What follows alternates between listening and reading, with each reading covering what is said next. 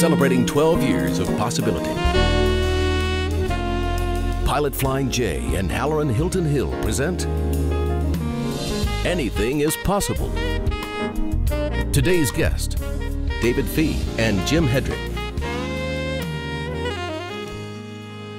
Welcome to another edition of Anything is Possible. I'm Halloran Hilton Hill. Great stories about great people who prove with their lives that anything is possible. We do have a new set. We normally have a big table, but courtesy of our friends at Nouveau Classics, we've got a brand new set. What do you guys think of this, by the way? Beautiful. This is nice. This is nice. David Fee, Jim Hedrick from Fee&Hedrick Family Entertainment. Thank you for joining us today. Thank you. Our pleasure. Where do I start? Let me start with you, Mr. Hedrick. Yes, sir. Both of you were performers. That's Yes. how you met. Yes. What did you do? I was a juggler, believe it or not. I take some balls and some clubs, did a little fire eating, and just juggled my way through a great when did career. you start juggling? My father was in the Navy, so I lived in San Diego for a brief time. Great place. Awesome. Juggled on the beaches of San Diego. That's where I learned just to go out there and have fun. All right, so you were a juggler, you're Army brat, lived in San Diego, so you bounced around the country. Absolutely. All right, now what about you? What is the thing that you perform? Magic. I did magic when I was younger and had a lot of fun with it. But if you ask me how I got started, I was easy to fool, so. Now I just bought a magic trick. I bought the 3 cups. Yeah, sure. And I've been working on the 3 cups for the last few weeks, and I showed it to my daughter the other night. Right. And that's the best audience. Now here's the problem I have with the 3 cups. I got them down and I'm doing my thing and the balls are disappearing and that stuff. When you get to the end of the 3 cups trick and you got that last ball in your pocket, how do you get the audience to move on and not wonder Well, actually, about usually that? what you do in that end is end with a big surprise. You put 3 lemons under the cup where they're expecting a ball to be there or not be there, And they or stay on apples that. or something bigger, and then you know it's the ending. And I even know people who have brought out little chicks and live chickens and put them under the cups. That's what and, I'm missing, and live chickens. That's, yeah, that was the problem. Well, now you need to go to the comedy bar, yeah. Right.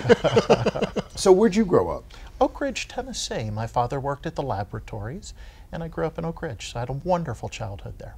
All right, so now with your performance, you have to present what you're performing. And I've noticed both of you have kind of this, you have to talk to the audience, you have to lead them along the storyline. Right. Talk to me about developing that, because as a magician, you have to say, ladies and gentlemen, please take a look at. Well, it is show business, and the show part is first, and the presentation is first. And as I always tell a lot of our employees, because we have 4 shows that we produce, and now we produce shows, but when you buy a ticket to a show, you're not taking anything home with you but the memory of that experience. Anybody can go sing a song, but to make it special, to make the hairs on your arm raise up and make you feel something, that's what it's about at the end of the day. It's about feeling. And to make people feel happy, to make them feel sad, to make them feel emotion, to make them feel emotion of any type. And that's what you buy at theater, and that's what we try to be good at our theaters in Pigeon Forge. We believe all of our shows have heart. Yeah. Heart. Yeah. Why do you need say heart. that?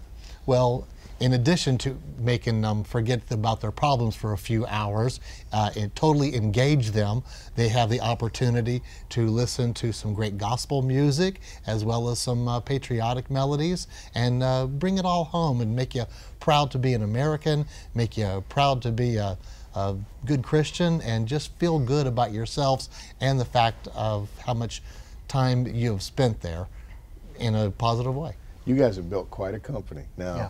we've got the magician and the juggler on the couch. And you should have seen the way we had to juggle them to get them on this couch. It was like magic, just getting this done. But I want to take a break. When we come back, we've got to talk about Fee&Hedrick Family Entertainment, because you guys have built quite a company. You're watching Anything is Possible. We'll be right back. Possibility powered by Pilot Flying J, Covenant Health, Home Federal, and the Knoxville News Sentinel. Coming up. We started with us and a very small group of people into a company that's one of the largest entertainment companies now in the Southeast. 400 employees producing live entertainment. If you've ever been to the Comedy Barn, these are the genius minds behind that. If you haven't, go.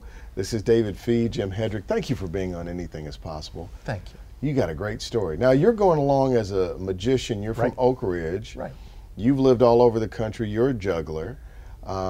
You're performing. That's your life. That's what you love. Yes. When did you make the decision that you were going to make a business of this, and how did you guys meet as partners? Well, I'll start.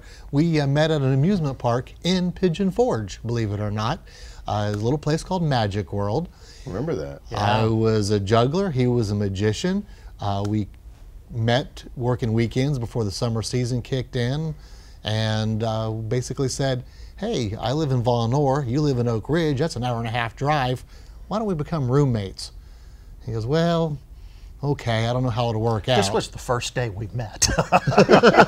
Right, He's already wanted to be roommate a half hour later. Yeah, you're like, hey, you want to be roommates? Like, no. This is 34 years ago. The first day we met, we became roommates. But can you imagine the journey that we have had since then? From that small little amusement park with my little bit of juggling and his incredible magic. Great mind right here to my left. Absolutely amazing when it comes to show business. We deliver what we promise, good, clean family entertainment, and we have tried to do that our entire careers. David's also done some amazing stunts. We've taken all these talents and brought it to Pigeon Forge. We've also worked on Carnival Cruise Lines for 11 years, and taken that experience has been absolutely amazing. The giant Broadway style shows that they would produce on those big superliners they have now, we have brought it to Pigeon Forge. And the Smoky Mountain Opry is a prime example of what's possible. But who are you guys? Right.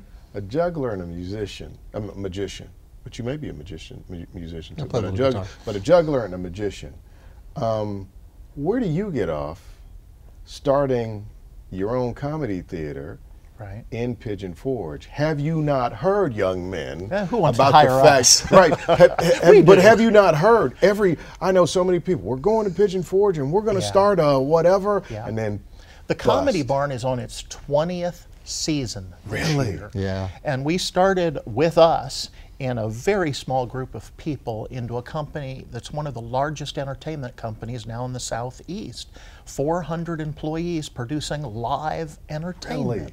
And one of the biggest employers in Pigeon Forge, we're very happy to say. So you employ 400 people. So we've really been blessed. But you started with just a Comedy Barn. You went and bought the Comedy Barn. Yeah, we took a risk on the Comedy Barn, and the funny thing is when we originally came to town, we thought we were going to do a magic show. But there really wasn't a theater that would lend itself, and we didn't have a lot of money. I mean, everything that we've done on our own through hard work. And so we started with a tiny little theater, which used to be Archie Campbell's Hee Haw Theater. And Archie had passed away. And when we looked at that theater, you couldn't do a magic show in it. It was way too small, and it had folding seats and parkan lights and a wooden stage and no rake. It was really more like a garage with metal folding chairs than it was a theater. But when we talked prior to this interview, you said when you first stood it up, it almost fell down. Yeah. Well, there were two buildings we were in. The first was the old Archie Campbell Hee Haw Theater. And after the first season, we realized we didn't want to do a magic show now. This was good. We had really a winner. had something we were good. touching people's hearts. And if we didn't do it better, somebody, like you said, entertainment's always changing. Somebody's going to come in town and take that idea. And as far as we were concerned, it was ours. So we rallied together $1 million and tried to put together what is now the Comedy Barn. Well, it ended up costing $3 million and really almost broke us. And we had a very, very hard start. But the funny thing about the Comedy Barn is it's now the largest clean comedy theater in the nation, which literally means the world. Millions of people have been there. And on YouTube, at one time we were the 25th most watched video on YouTube with over 25 million hits. And now we're down in about 120. But the Comedy Barn literally has been world famous, and millions of people have gone. And the funny thing for us, what's your annual attendance? We do about 300,000 at the Comedy Barn every single year. Across all of your theaters. For 20 years. Across, close to 1 million people. so you have 1 million people buying tickets to your shows Yes. up there? Yes, we're one of the biggest secrets in town. Yes, and actually not a secret. If you go to a show in Pigeon Forge, whether you realize it or not, unless you go to Dixie Stampede, you're probably coming to one of our shows. It literally, in the entertainment world, it's Dolly Parton and that big organization, and me and him, and 400 other people, by the way, because we sure don't do it by ourselves. We have a wonderful team. 400 employees. Would you give me just a second? I'd like to do some mathematics. 1 million times. Okay, yeah, wow, okay. Yeah. Good morning. It's big business. Did you imagine that, though? No. And quite frankly, every day now it's a little bit scary, because when you do have this big, 400 employees means a lot to us. Every Christmas, I realize that means 2,000 people depending on us to really deliver. And that's a huge responsibility. And entertainment comes and goes. You don't and have to have it. And people make a choice with their dollars. Yes. I got to ask you guys this. I had a friend who started a theater in Pigeon Forge.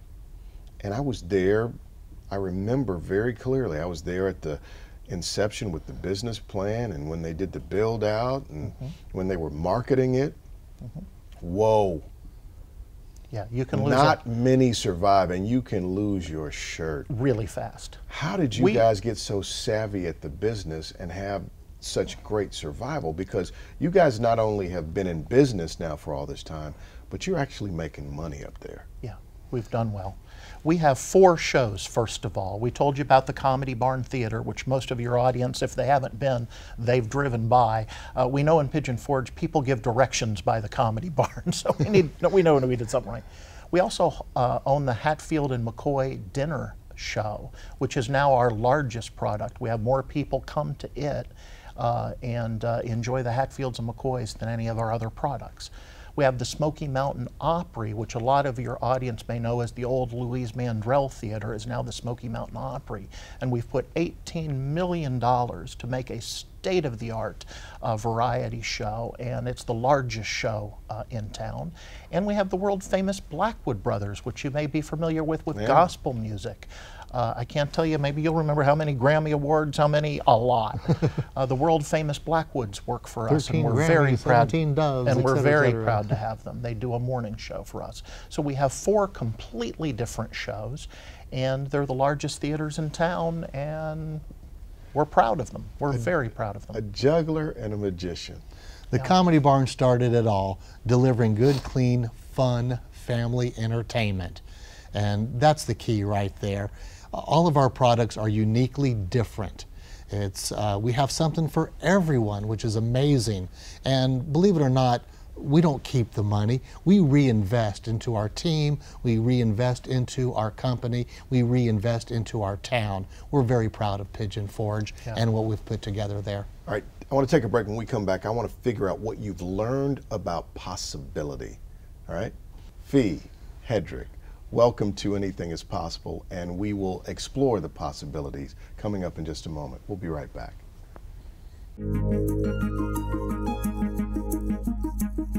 Coming up. Clean family comedy can succeed. You know, and whether it's Hollywood or wherever else, everybody's convinced it cannot. This week, our Home Federal Bank Community Spotlight is on Knoxville Habitat for Humanity. Did you know that since 1985, Knoxville Habitat for Humanity has helped more than 475 families achieve the dream of home ownership? To learn more, visit knoxvillehabitatforhumanity.com. Welcome back to Anything is Possible. David Fee, Jim Hedrick, thank you for joining us. They see 1 million people a year come through their 4 theaters. And that's not all unique, actually. Some people will go maybe to 1, 2, 3, or 4 shows.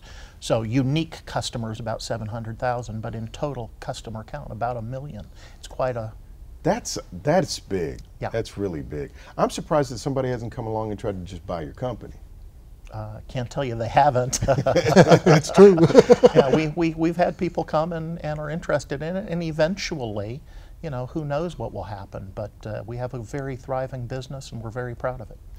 You got to tell me about possibility. What makes something like this possible? You didn't have all the capital, the connections, you weren't insiders, your name isn't Reagan or Ogle or all of the names. Might have dated a few. Right. Small town. You know what I'm saying? Yeah. So, I think it starts with a vision. okay. We loved to entertain. There was a great thrill about getting on that stage and making people laugh. So you know it from being Oh performers. yeah, we were in the early days of the Comedy Barn, and by early I mean the first 8 years. We were the opening act of the show, and we'd literally go from selling tickets to running around and being the first act in the show. Wow. And the first year we were open in our new building, I knew we had a winner because we really would be sold out most every night. And you'd run from the ticket office, and almost every night, and this will sound funny, but there'd be a little kid crying outside. And you didn't understand why they were crying, and then you realized they're crying because they got there too late and they can't get in because we were actually sold out. And when I realized we had built something that anybody would cry over, you knew we had something good. So good. We had something good, and so we got more seats so that kid didn't cry anymore. So first you got to have vision. Yeah. Have a What's vision, the next have a thing that dream. makes something possible? Yeah. A vision, Roll a up plan, your sleeves and work hard. Do the work. As he just mentioned, I used to open that theater first thing in the morning, did. sell the tickets. We would work it all day long. I'd run and do the snack bar, run around, do the show. He makes great cotton candy. At the end of the night, end up doing the books, going to bed, turning around and doing it all over again the next day. What is the division of labor here between the two of you? Who does what? Well, I don't know how to answer that exactly. What would you say? I would say that he is the visionary and the brains behind the operation, and proud to call him my best friend. I am not afraid to roll up my sleeves and work hard, but one thing that I believe I excel in is the customer service aspect. David is fantastic when it comes to putting the tweaks on the shows. He's got a great mind, a great vision, and I am the one that totally understands how important it is. Curb appeal, the very first experience when someone walks into the door. They walk into one of our theaters, someone's going to say, "Hi, welcome to the Comedy Barn," or "Hi, welcome to Hatfield and McCoy Dinner Show." Friendly greetings, letting people know we appreciate them being there. Yeah, he really, the way I put it, I think he does the follow through, and I do the risk taking and the visionary end of it, and he makes sure it happens. You know what's neat though, and I guess you guys learn this from performing, is if you're performing together and you're working with somebody, is when you get to that moment where I understand what you do, you understand what I do, and I know how to complement with what you do and not step on it, and you know the same about me, and we find that synergy. Well We said. find After that 35 rhythm. years, I think that's you nailed it on the head. Yeah. Where's God in this? God's everywhere in this. You couldn't possibly do it without Yeah, you're shaking your head like, Yeah. I am so proud of what we've put together. I think I mentioned earlier about when we have gospel in our show. We pay homage to the Lord in each and every one of our productions. We are firm believers, good Christians, and we try to pay back. We have been blessed. We have worked hard, but I know that we have been blessed, and we try to bless others as well. Yeah, in many ways. Somebody not too long ago, we were working on the gospel section in the Opry, and I had a cousin actually come down from Pittsburgh and saw the show for the first time. This is one of these cousins you never see, Right. but show up. And they said, "You got to be kidding me! You do gospel in a show? You'd be picketed in the North." And I never really thought about it, that there really are very few towns in America, first of all, where there's live theater. Right. There really isn't a lot of live theater other than either a New York City Broadway show or a Pigeon Forge or a Branson or maybe a big theme park where people have seen shows. But real live theater, there aren't many places. And then when you think about it, how many of those places actually do gospel in a show and people will actually pay to come in and see that as a choice? And of course they do it in a minute if it just worked everywhere. But we totally believe in it. We totally believe in not only God, but good family values. And that's what we built our company around. I mean, when we talk about the Comedy Barn, clean family comedy can succeed. you know, and whether it's Hollywood or wherever else, everybody's convinced it cannot.